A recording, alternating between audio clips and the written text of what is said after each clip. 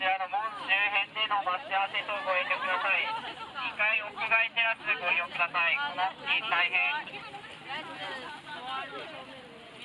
一般の方の通行の妨げとなってしまいますので、この周辺での待ち合わせ等ご遠慮ください。待ち合わせとは2階屋外テラスご利用ください。この付近で立ち止まりますと大変他の方の通行の妨げとなってしまいます。